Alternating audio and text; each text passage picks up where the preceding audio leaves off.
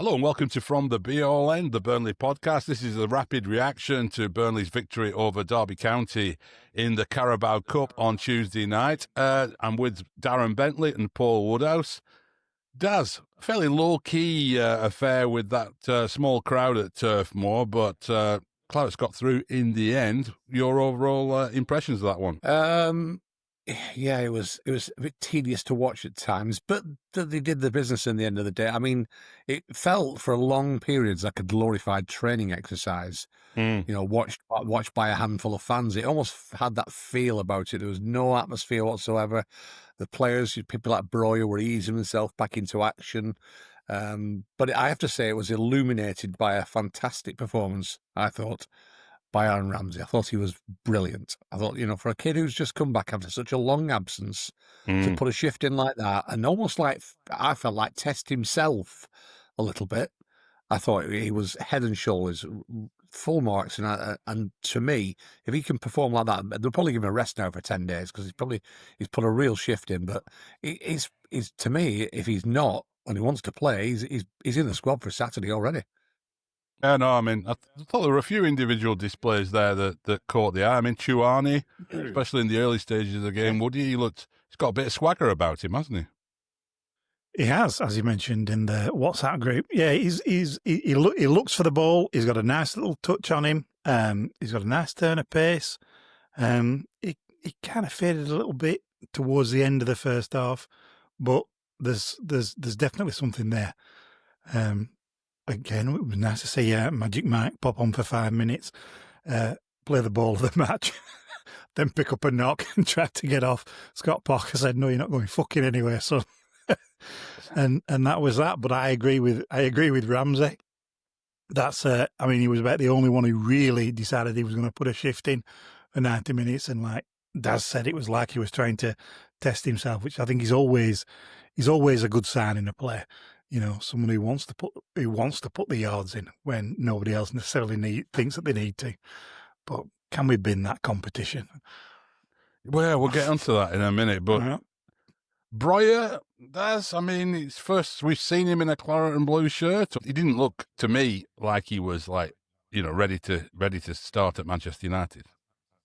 No, he picked up a couple of injuries at Everton, and I think that was very much what we saw tonight was Armando Broja easing himself back into action. And I would imagine the manager himself has said, nothing silly tonight, just get some minutes in your legs. And that's what they achieved tonight.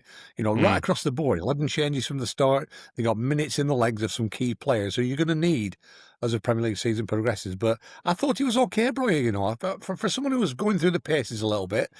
I mentioned in a previous podcast, I saw him at Everton. He runs the channels really well. And what he was saying, you've got Chuana's pace, and you've got Broja running the channels. I thought Chuana, to add to what he said, was great. I thought he brought energy to the night as well, I thought. And Jada Bernal, when he came on late on as well, I thought he did. But for Armando Broja, I think, very much this is the first steps. He might do... Will he start on Saturday? I'd be very surprised, but it wouldn't be surprised if he gets another 20 minutes towards the end of the game. And then they've got 2 weeks to get some work into him after the international break to bring him back into it. So, yeah, positive steps all round, I think. Everybody's come through it unscathed, minutes in legs, into the next round of a worthless competition. What a good night. I would like to see Broja with Tresor behind him playing those little balls into his feet, because there's only Broja who seems to have that kind of a run off a defender's shoulder floating around.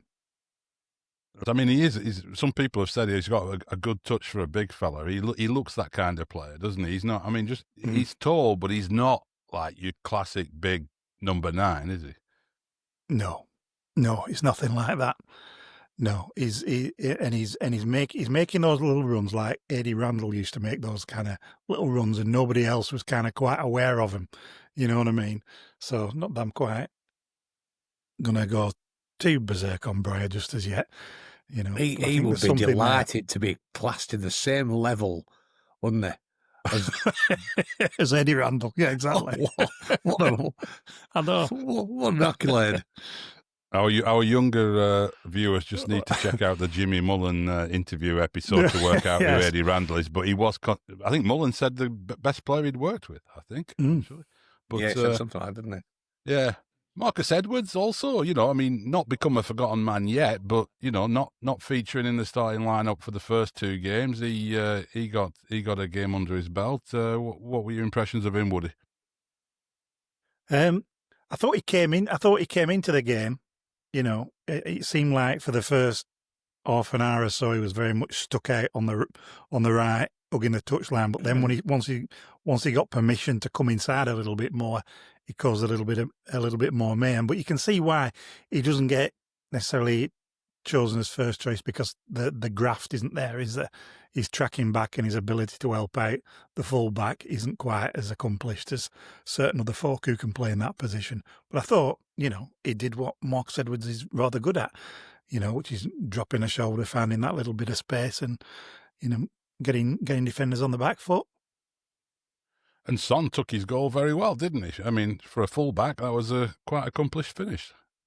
We've solved our striker crisis now. We don't need a striker. We've got Oliver Sonne. He's right back. What the hell's he doing there, by the way, in the last minute? He's a right back. It was a terrific little finish. But we've got to go back to that pass to Tresor. That was the pass of the night. It was just inch perfect. Love the little move, by the way. And we've scored those 2 goals on Saturday that were terrific, and another one tonight that was fantastic. Yeah. So it's been a great start to the season for goals, but he took it like an accomplished striker. It was fantastic. Get him up front against United. I know. Get him up against Lenny Yoro. Yeah, playing inside left, for God's sake. We've got used to chuckling about Mike Tresor, but it is utterly bizarre that he strolls onto the pitch. We all have a chuckle to ourselves that there's a Mike Tresor spot in here, and then he does deliver an absolutely quality assist, a beautiful pass, perfectly angled and weighted. Yeah. I mean, I think it was his first touch. I don't remember him touching the ball before that, I think it was his first touch. I think that's probably a fair point, yeah. But he's a player who is going to leave Turf Moor with none of us knowing, almost certainly, what he could really do. Whether he was somebody who just had an amazing season in the Belgian League and then couldn't adjust, or what on earth has gone on. He's going to leave. He's going to remain forever this enigmatic mystery man, isn't he, Woody? And that's probably the best thing for him. It probably is the best thing for him. I think we should write his biography now. I don't know, but to be fair, I'd love to see him get a run in, whether it be in the League Cup side of 2025-26, whatever it is. Whether he has a few cameos, because there's always something there. It's going to become this, like you said, this running joke where he keeps coming on for whatever and does something amazing. Best ball that comes on against Reading, turns the game around, pulls a fetlock, tries to come off, don't see him again for another 6 months, and it's going to be quite frustrating. It really is. But there's a player there. There's quite apparently a player there. He is the Belgian assist king. Is another thing entirely. He's the Belgian assist king, exactly. And we'll always have that to remember him by. He was. Yes.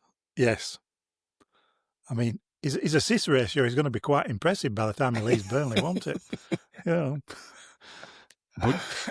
you look at that game, though, and right, we've got through it, but no one would have been that gutted if we hadn't, would they? That's why it's sort of hard to get animated about a game like that, isn't it? Because this tournament, and you've both just hinted at it, it feels like it's on its last arse now to me, because we talk about there being too much football, and we had the Club World Cup this summer, and the Champions League's expanded, and there's so many things going on. And okay, very few of those things affect clubs like Burnley or Derby County.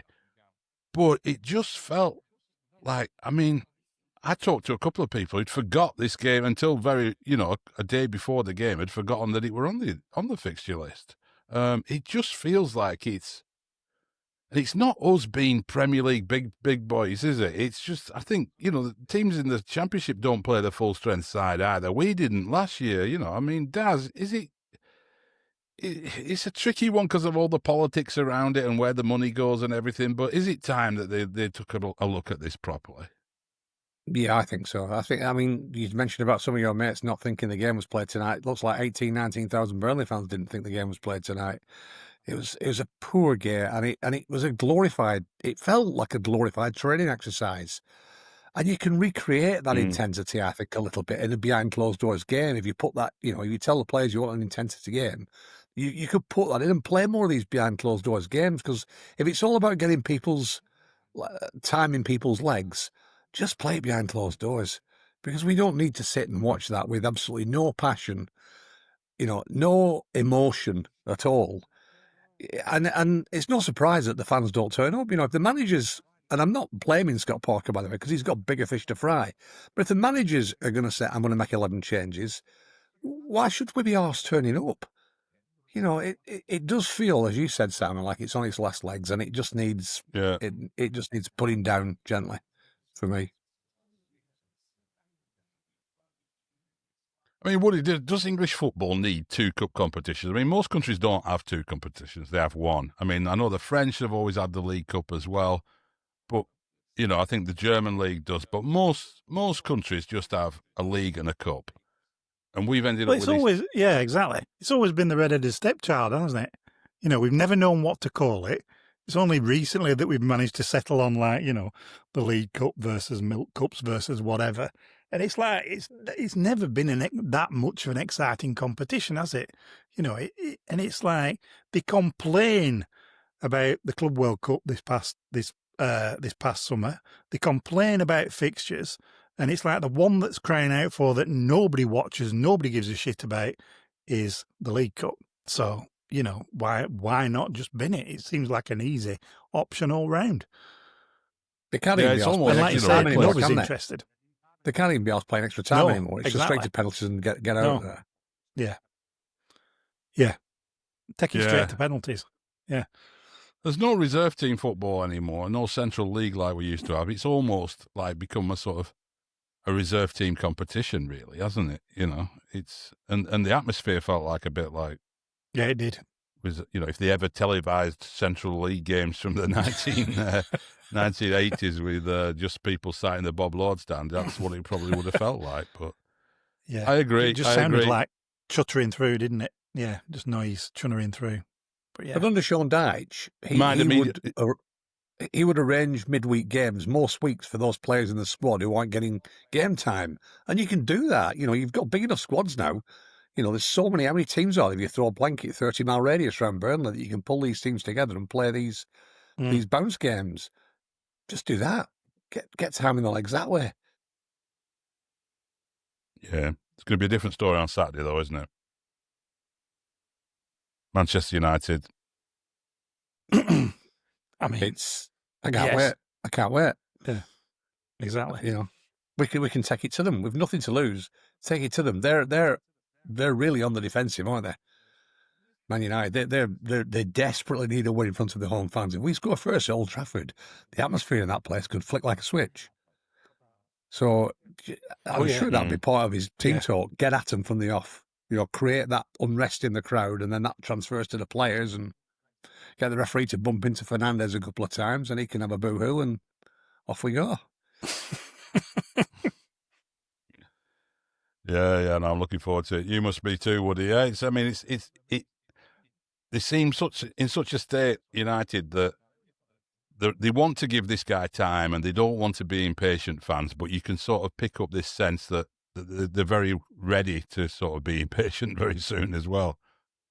Well, if you look at all the various managers over the past 12 years or so, or 10 years since Ferguson went, and all the people that they haven't given time to, of all the people that they shouldn't be giving time to, is Amorim, because he's an absolute fraud. It's of all these sides, this is arguably one of the worst. And we shouldn't, let's not play the club. Let's just play this as a team, because they're shit. They really genuinely are. And if there's ever a midfield that we can overrun, it's this lot. Fulham did a job on them on Sunday. They did an absolute job on them. They pushed them back. Fernandes can't play that central role. They were in 6s and 7s after the after they equalised, and we can take it to him. And this is going to bite me on the arse like there's no tomorrow, isn't it? Of course it is. Smash for Of course it is. for 5. Well, let's hope the League Cup discussion bites us up the arse, and we're all on our way to Wembley in March saying, it's a fantastic tournament. A trophy's a trophy, Exactly. Brilliant. We'll be back on Friday with the proper preview of the United game and a considered discussion of everything that's gone on at Burnley this week. Who knows, might be a bit of transfer news. The deadline is creeping in. We'll talk to you then. Until then, up the Clarets.